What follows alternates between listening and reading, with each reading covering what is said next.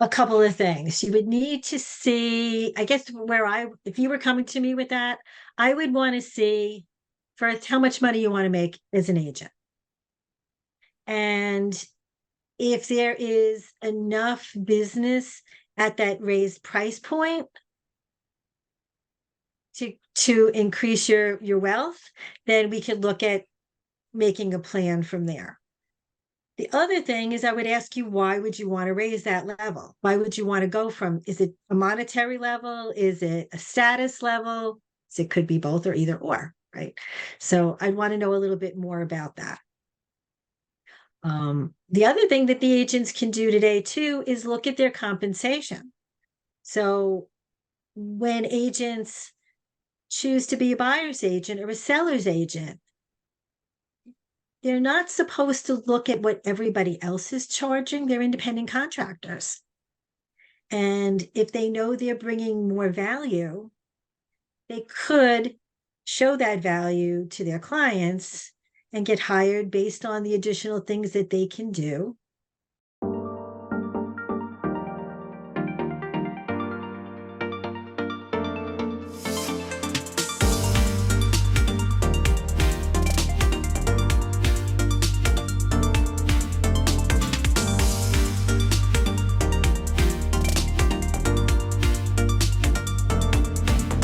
This is the Mortgages Made Easy podcast, and I'm so delighted to welcome Donna Bruno to the podcast.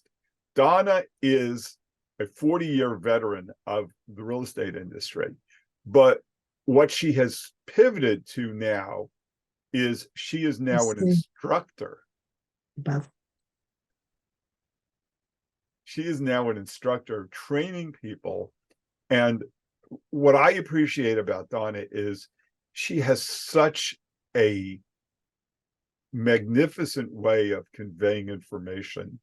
And she is so focused on wellness and the agent wellness. And so it's not only that she's focused on how do you create your numbers, but she's focused on how a realtor can create an integrated practice that is lucrative and survivable. Donna, tell us a little bit about your coaching, please. So after almost 40 years in the business, practicing agent, top producer, manager, owner, broker, and regional instructor, it sounds like a lot. I made a decision this year to become a coach because I wanted the agents. I watched a lot of agents need to grow, and I believe that coaching allows the agents to grow and on a charted path, I want to say. Coaching makes agents better. And so that's been this year. Funny thing, though, is that I've always been, in all 40 years of my occupation, I didn't realize I was headed towards this profession because they really didn't have it 40 years ago. So it's interesting that I'm in this place now. Now, an agent they have to take state licensing to get their ability to help you, but they are independent contractors and they are focused on working in their business. Today, the business, would you agree, has changed a lot. And majority of agents are in the business less than 5 years or less. So they're watching other agents do the business, but they're looking at it within the eyes of COVID. So what does that mean? They can't watch other agents do what they used to be able to watch and mirror and grow. Agents today work in their business. They don't see that they're not productive until they run out of money, right? Or if they want to grow their income or their client base, they don't know the most effective ways to do that. Coach comes in and works on their business. So the agents are working in their business. The coach is able to almost fly by their business, do an analysis, and then say, hey, what do you want to do? Where do you want to go?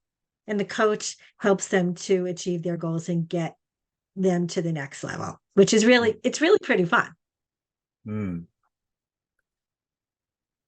And what do you focus on? Do you focus on growth? Do you focus on process? What's your specialization? Well, for me, it almost has to be all of the above. So I have to be prepared, almost like a therapist, to really listen, because there can be some agents that are starting new and they don't know what steps to take first. Then there could be agents. We talked a little bit in, because we know each other, we talked about agent health. They could be their life balance, their work life balance can be so off that they're exhausted and they can wind up going home and not having the life partners that they chose because the business is so demanding. Um, You could mean be their just the fact that you work almost every Saturday and Sunday and people call you at 10 o'clock at night hours of the day and the urgently, night. that affects your life? That not only affects the agent's life, but they never really talk about that in licensing. They don't talk about how it affects your family members, your kids growing up, or your spouse that has to be okay with your walking out the door, when the partner could be in a very traditional role where they go to work 9 to 9, 9 to 5, whatever it is. This is the service business.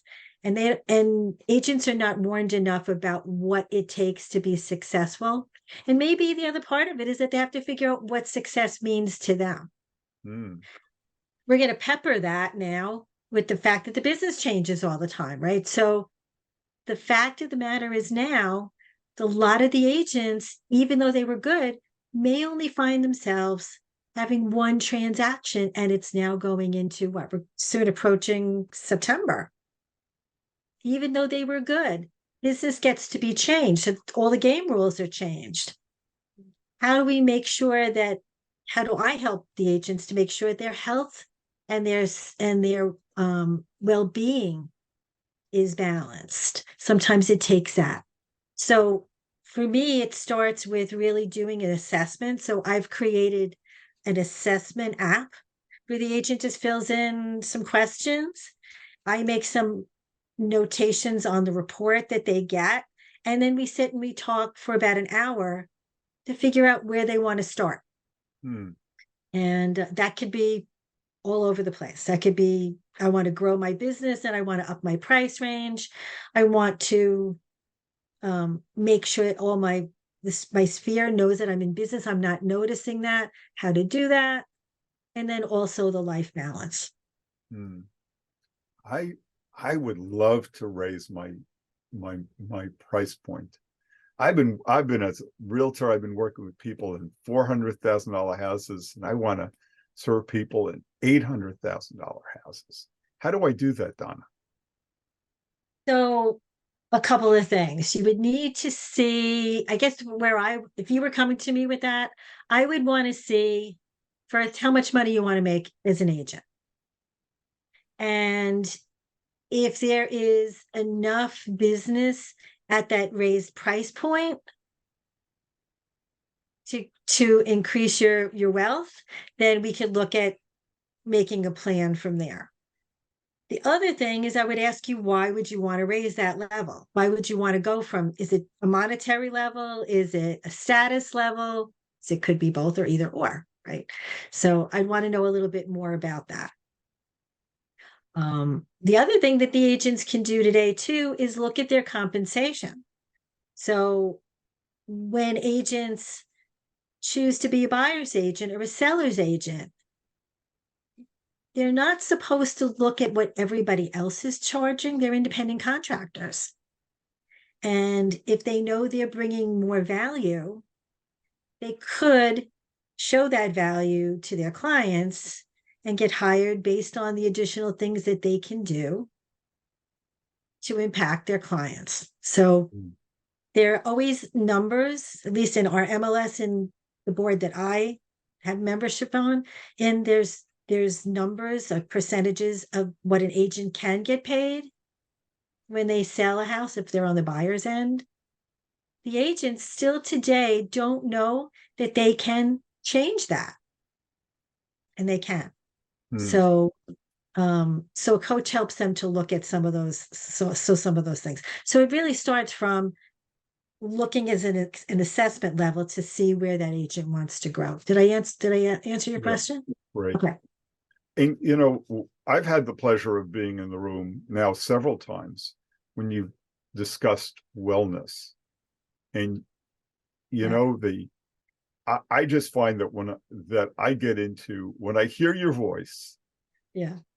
I get into a place of ah, Thank because you. there's something very calming and very um almost like you know you're able to get people centered in a way that's pretty unique of the people I deal with. um Mhm. Tell us a little bit about agent wellness. Why is it a problem? Why is it a concern? So in this business, if you are good and connected to your clients, you you feel the fear and the anxiety along with your clients. And Mm, there's some things that you can and you cannot uh, alter. So if you're at it, so if you have if you're in the middle of a buyer needing to, let's say they just sold their house and they need to be out in 90 days, right? And they have no place to go. The agent's got to put their pedal to the metal to start finding things pretty quickly. And if they don't, they're not going to get paid. But if they don't, they're not achieving their client's goals. So you feel like you're letting them down, right? mm, If the buyer shows up at an open house and there's 100 people out the door, which there can be, and I've seen that, stress level goes up, and the buyer sometimes feels that they need um, to address that by throwing money at the sale price. Again, there's stress on all ends. And then the balance of their own health, do they have a day off? When I do coaching with agents, they'll say, "What do you mean day off?" You have to rest. And you can work 12 or 14 hours a day, but we don't have 25 hours a day, right? Most agents try to think they do. I know I did. Or you don't have an eighth day of the week. You have to fit it in, but at the end of your life, it would be nice to say you got part of your life to enjoy. And mm. that really starts from figuring out a plan. And what's So, important to you? so stress in this business and the buying public doesn't see that.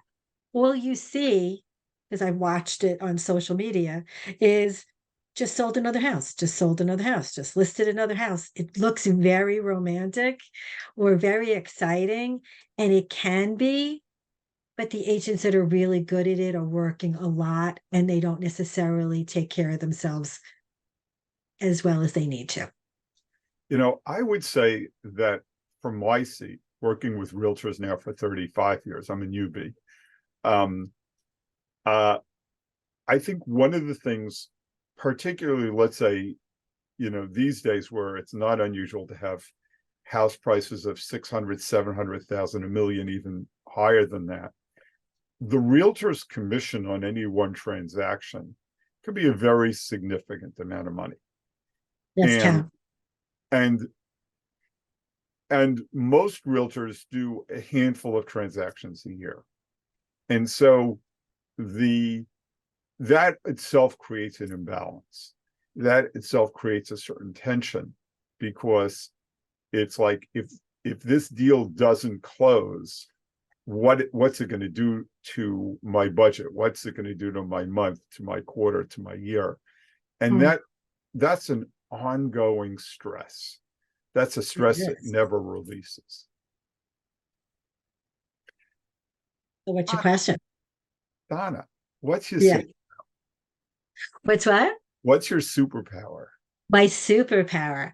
My superpower is doing things on purpose and trying things out all the time with measurement.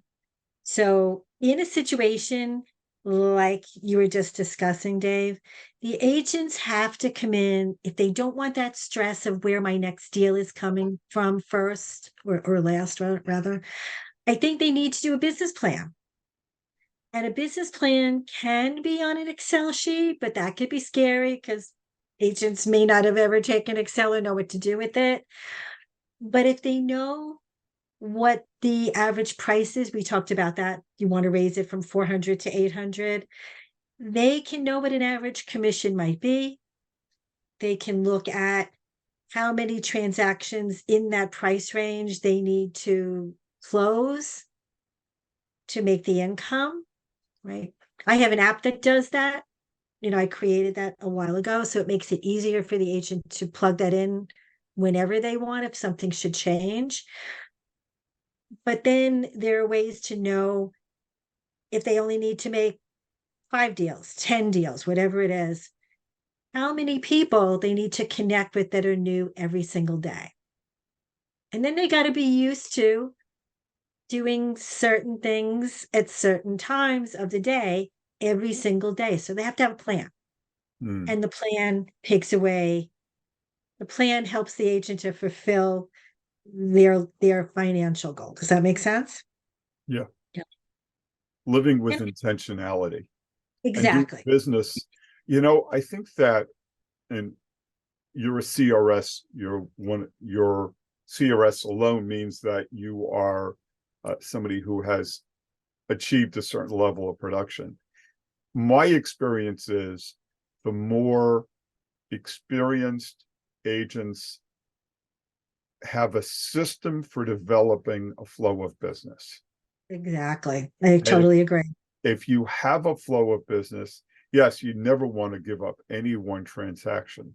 But if you have a flow of business, that flow creates your ability to put things in perspective. It does. It does. Can't agents who want to be successful, in my opinion, can't be reactive. Mm, They have to think very similarly to a baseball player who gets up and looks at the ball that's coming to them and figures out, do they want to hit at it, or are they going to analyze it before it gets to them a little bit and decide what they're going to do? They really have to decide who they have time for based on where in the life their buyers and sellers come to them. Because not everybody's ready now. Some might be ready now, some might be ready next week, and some might not be ready at all. mm. So they have to be a lot more critical about offering better service based on, a few items that they analyze themselves. So, Donna, this has been great. We're going to Me post too. your information. Uh, if you are a realtor looking for coaching, looking to grow your business, or Absolutely. looking to just get more centered in your life and in your business, I can't recommend Donna Bruno enough. She is fabulous, and I'm a big, big fan. Thank you so much for joining us on Thank you, Mortgages Made Dave. podcast. Thank you And for this is having a me. pleasure. Thank you for everybody attending. Hope we made a difference in your day. Bye. Thank you.